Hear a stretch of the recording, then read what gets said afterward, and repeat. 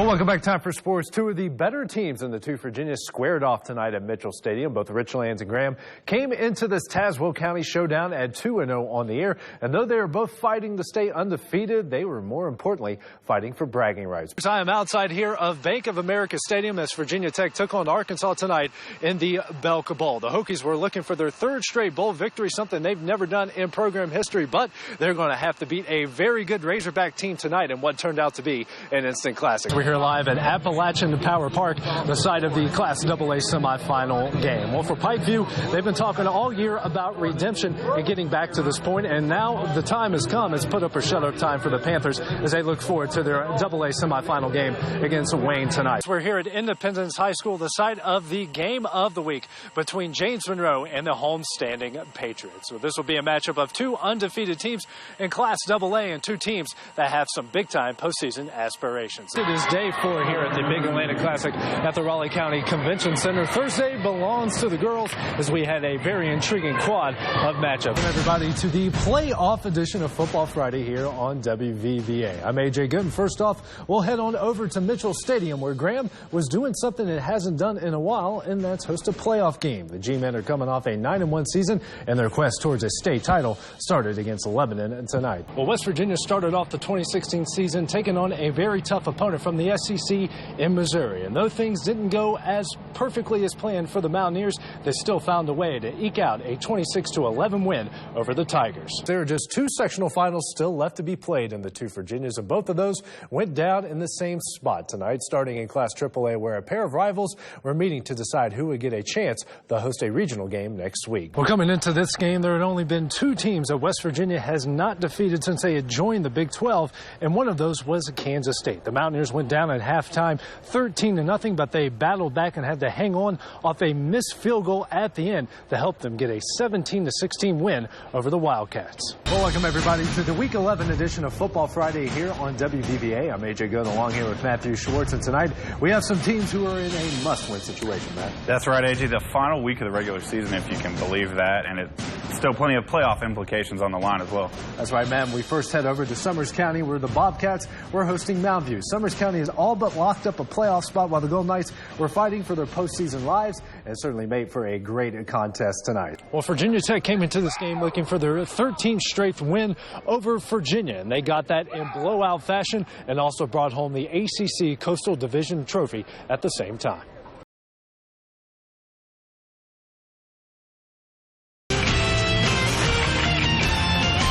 Well, welcome back. Time for sports. Two of the better teams in the two Virginia squared off tonight at Mitchell Stadium. Both Richlands and Graham came into this Tazewell County showdown at 2-0 on the air. And though they were both fighting to stay undefeated, they were more importantly fighting for bragging rights. Both of these teams looking to get off to a 3-0 start in 2016 first quarter here.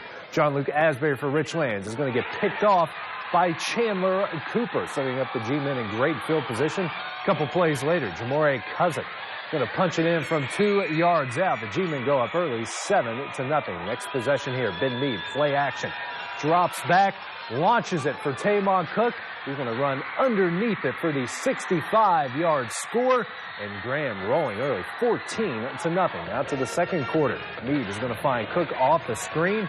He's going to make a couple guys miss, break a tackle. And he's deep, and I don't think he's playable. 54 yards to the house. The G-men up early, big, 21-0. But back comes the Blue Tornado. Asbury here with the quarterback sneak. That cuts the G-men lead to 21-7. Now up 24-7. Asbury, the rocket here to Daquan Booker, who takes it 42 yards into the end zone. Graham would be up 24-14 at the half here. Then Asbury is going to get picked off here by Dante Vineyard. However, the G-men can't do anything with that drive. Next possession here for the Blue Tornado. Asbury launches this one for Cody Howie, and there is no one around him as he runs into the end zone. That would tie the game up at 24 apiece. Next possession for the Blue Tornado, the screen to Landon Lowe. He's going to launch himself into the end zone from 9 yards out as the Blue Tornado completes the comeback, going on to win this one to 24. Also in Virginia tonight, Bland County was on the road at Northwood, and the Bears would roll in this one 61 to 26. Bland is now 2-1 on the season. Up next, the Bears will have a bye week before they will have their home opener on September 23rd against Eastern Montgomery. To the college side now, where West Virginia is looking to get off to a 2-0 start. The Mountaineers will have an FCS opponent coming to Milan Pushkar Stadium, but it's a team they won't take lightly. Youngstown State will make the trip down to Morgantown this Saturday. The Penguins are coming off a big win over Duquesne this past Saturday, where they racked up over 500 yards total offense, with 350 of that coming on the ground. Youngstown is led by former Nebraska head coach Bo Pelini, who led the Huskers to several successful seasons. It will be easy for the Gold and Blue to fall into that playing an FCS team trap, but they know their opponent on Saturday is one they don't want to mess with. The defensive ends, I think, are the best players on their defense. Obviously they're an experienced team. They have an experienced coach that has coached at a major level in Nebraska, and obviously he was successful in Nebraska, so they're going to be ready to play for us, I think.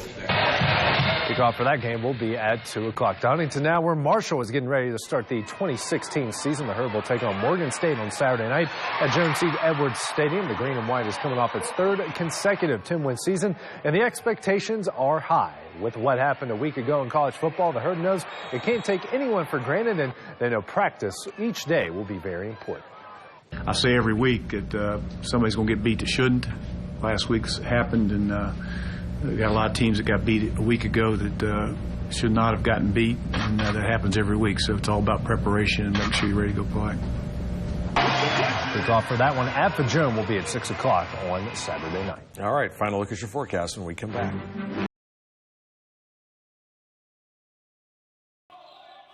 Ever since they were born, Cam Shannon and Stephen Thompson have been playing ball. The two grew up on the same street, so it was only fitting that they played together at Concord. If somebody would tell me that, like, this is my future, I wouldn't have even believed it, but it's truly a blessing to play with somebody I grew up with my whole entire life. So I won't take that. I'm very blessed to have that. So we've been playing together since we was in 6th grade, so I know all about Cam Shannon. His chemistry's there, everything's there about me and Cam. We've been best friends ever since. The pair came through the competitive environment of Beckley basketball, a place full of pressure and expectation that got them ready for the next level. It's truly an honor to play for, Coach Kidd and Brian Neighbors and Gene Neighbors and Steve Kidd. It's just a blessing playing for those guys. They bring a lot of knowledge to the table. They all play college basketball. I learned a lot from them, and I'm truly blessed to have that opportunity. Thompson came to Athens after a brief stint at West Virginia State, and so far it has paid off, as he is second on the team in scoring. I like how my work has been. I think I can do more to help the team win, as far as, because my assist to turnover ratio is not as good, so I feel as though I can get the ball in people's hands while turning the ball over. But other than that, I got to get better on the defensive end. Shannon has been very productive in his 5 years in the program, even though he missed most of 2015 with a knee injury, and he says the early playing time has helped him out in the long run.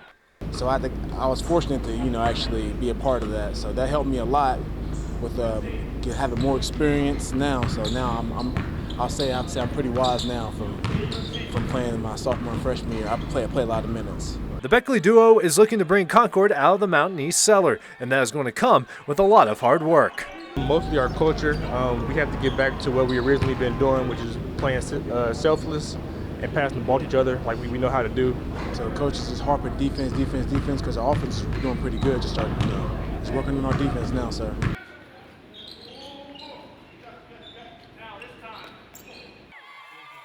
Richlands came up just a game short of playing for a state title in 2015, making motivation not a problem for this year.